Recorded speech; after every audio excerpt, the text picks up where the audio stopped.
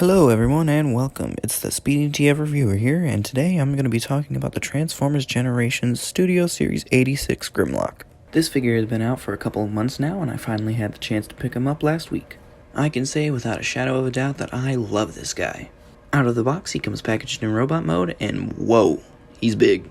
He's a lot bigger than I had imagined he would be. To me he's just barely bordering on Commander class size. Not only is he a large figure, but he's also a very screen accurate figure. The various colors and details throughout the figure look good, and they bring the whole design together. My favorite part of the robot mode has to be the head. It's a simply shaped, fully blacked out robot face with a nice clean blue visor that surprisingly gives this guy a lot of character. For accessories, this guy comes with this big ass blaster, the detailing is pretty nice, and I like the double barrel design. The better accessory in my opinion though has to be the little Wheelie figure. I mean come on, look at this little dude, he's adorable. The only downside to him is that he's always stuck in a little sitting position and he isn't very posable, but this little tab goes into one of these slots on Grimlock's shoulder and there you go, he's sitting on Grimlock. This is the cutest thing ever. Now if we move on to articulation, the head can move up, down, left, and right. The arms can go all the way out, they spin on ratchet joints, there's a 90-degree elbow bend, and the wrist can rotate. He has a waist swivel, legs can go back and forth, they're on ratchets, and they can go out. He also has ratcheted knees and a serious ankle tilt.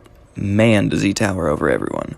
I'm also surprised with how well the Studio Series 86 figures fit in. Grimlock fits in the best, and the only one in my opinion that stands out a little bit is Hot Rod, but to me it's not that big of a deal. Moving on to the transformation of this guy, it's pretty simple. If you see a panel that looks like it's supposed to move, it probably does. Everything is super straightforward, and from what I can tell, the transformation is super similar to that of previous G1 style Grimlocks. I could be wrong, but this transformation seriously seems like it came from the 80s. And here we have the T-Rex mode, which, just like the robot mode, is absolutely fantastic. I mean, look at this. It's a robot dinosaur. How can that not be cool? The simpleness of this design, it's just so easy on the eye. The paint apps also look good on this guy. The large areas of unpainted gray plastic are broken up by either gold or red highlights.